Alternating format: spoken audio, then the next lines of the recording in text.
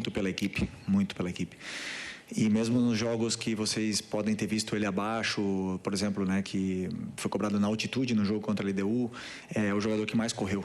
Foi o jogador que mais se sacrifica, porque muitas vezes, como eu falei, ele tem que pressionar o atacante, ou desculpa, o zagueiro, e depois voltar para ajudar o Wesley baixo. E ele corre muito, se sacrifica muito pela equipe.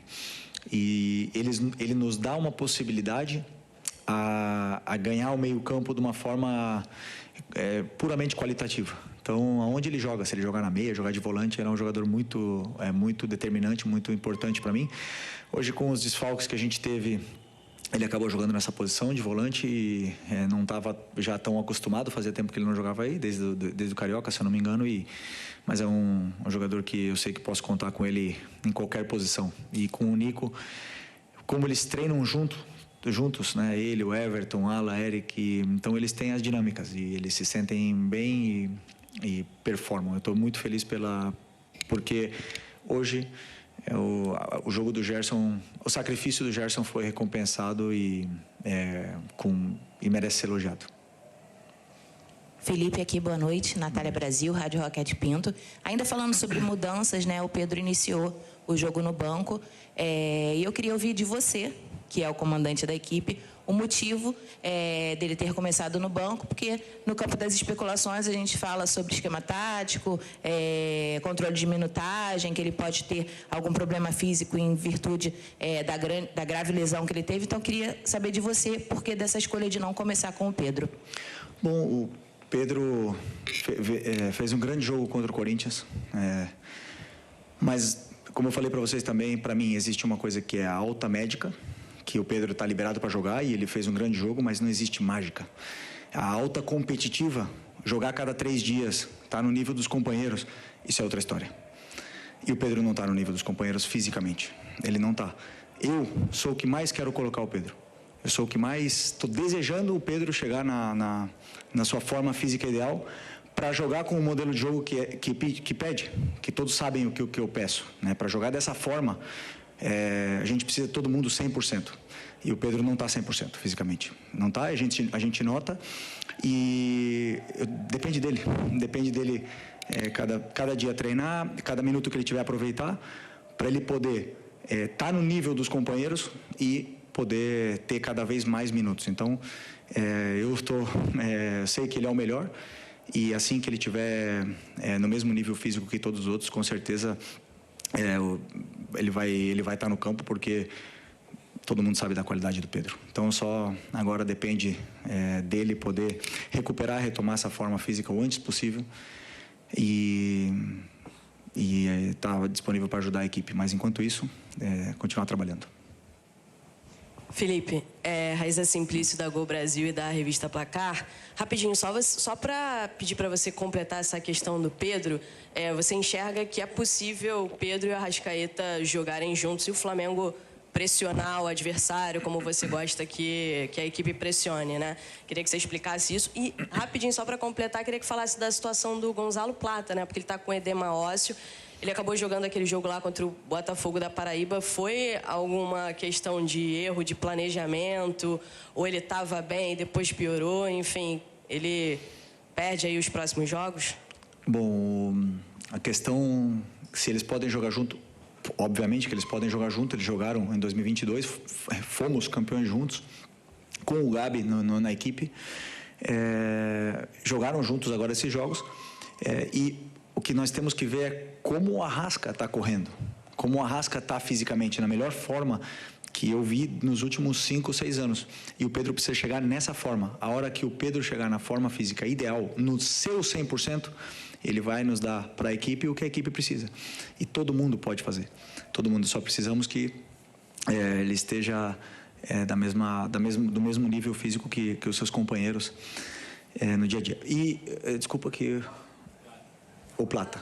O Plata teve um edema ósseo, um gesto estranho no joelho contra o Vasco, e teve um edema ósseo e ele teve muita dor nessa primeira semana, viajou para LDU, não conseguiu jogar, conseguiu se recuperar e a dor dele melhorou toda, então teve minutos contra o Botafogo, foi espetacular como ele jogou, mas voltou a ter dor. E o joelho é um tema muito delicado, uma coisa que pode perdurar para a vida dele.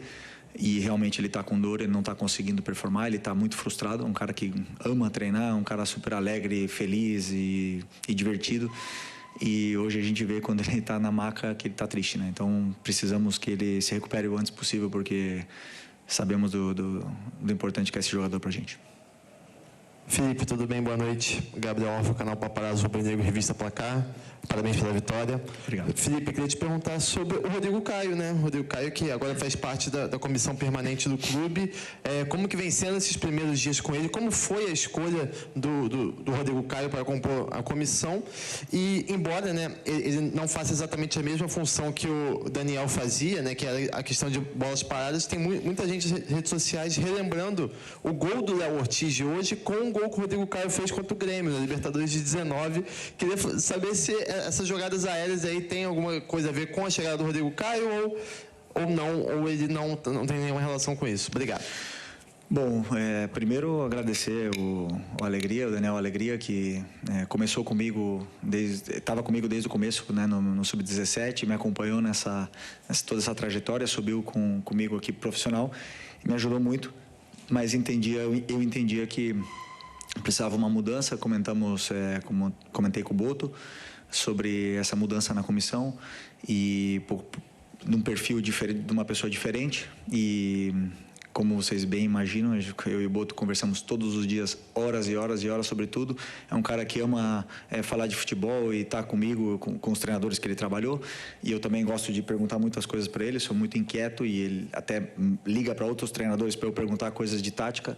Então a gente se ajuda muito e ele me deu alguma opinião e alguns nomes, né, para poder completar essa vaga. Obviamente, quando eu escutei o nome do Rodrigo, já aprovei na hora, porque eu conheço a pessoa, o caráter e o profissional que ele pode ser. Ainda é novo, tem muito a aprender e veio para somar na parte do clube, né? Então estamos felizes com a sua chegada. Tem um impacto grande, né? Os jogadores respeitam muito uma pessoa íntegra como o Rodrigo e com a história que ele tem. E sim, está ajudando também na bola parada, junto com o Marcinho, junto com os nossos analistas. Então todas as jogadas de bola parada foram preparadas e treinadas. Às vezes acontecem gols, às vezes não. Também fizemos gol com alegria, não porque mudamos que fizemos gols, né? Mas eu sentia que precisava dessa troca e, como eu te falei, o importante é agradecer o Alegria aqui. Okay. Boa noite, Felipe. Léo José, do Coluna do Fla. A lesão do Pulgar fez com que você precisasse... A lesão do Pulgar e também do Ala fez com que você precisasse puxar um pouquinho o Gerson, e aí você formou a dupla ali do Gerson com o De La Cruz. Uma dupla que funcionou bem, né? Pelo meu entendimento, seu entendimento também. E lá na ponta direita você acabou jogando o Luiz Araújo. E com a lesão do Plata, em mais alguns jogos a gente vai precisar ver outro ponta direita por ali, sem ser, obviamente, o Plata. E com o Luiz Araújo na direita e o Gerson mais de meio de volante, você entende que essa opção ela pode ser usada mais vezes? É uma opção que você pensa usar com frequência? Ou você prefere mesmo deixar o Gerson ali na meia direita e usar um outro volante?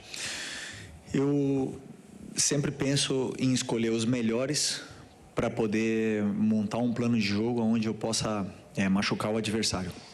O Luiz tem uma coisa que é muito boa, que ele tem gol. Ele tem gol, ele tem assistência, ele gera esse perigo quando ele chega perto da área, né? Então, ele nos dá outras coisas com suas características para a equipe. Então, eu sempre, quando eu vou analisar um adversário, e agora mesmo pela falta dos volantes, nem duvidei em colocar o Luiz pela forma que ele entrou no último jogo com 10 minutos. Falei para ele, orgulhoso que eu me sentia dele depois de ter ficado vários jogos no banco. E entrou, 10 minutos não, no minuto 10 contra o Bahia. E correu de uma forma assim muito bonita. O que ele fez no jogo contra o Bahia foi para mim impressionante. Falei para ele que eu fiquei orgulhoso dele. E o futebol ele devolve. Um cara que treina todo dia do jeito que ele treina, um cara que quer, que se incomoda quando não tá, quando erra e quer melhorar e quer evoluir, o futebol devolve. E hoje devolveu com um gol, mais uma grande atuação.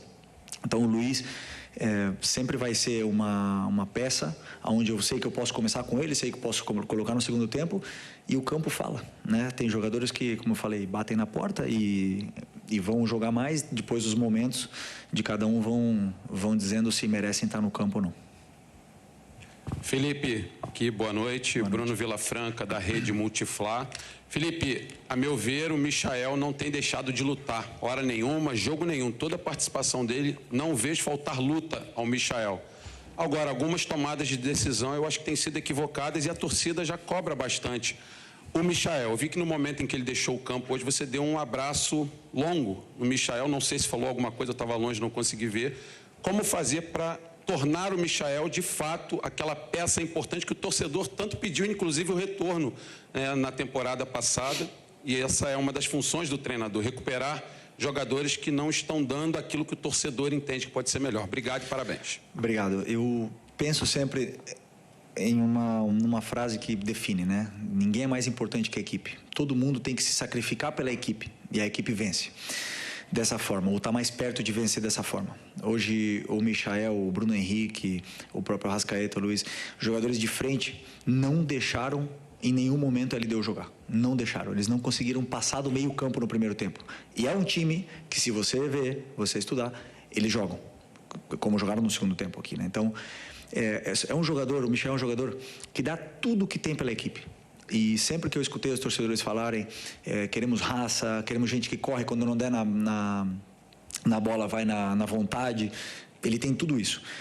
E ele começou o jogo muito bem. E aí, nas primeiras decisões, a gente sabe que a torcida está esperando. E aí começam a pegar no pé, ele acabou ficando mais nervoso.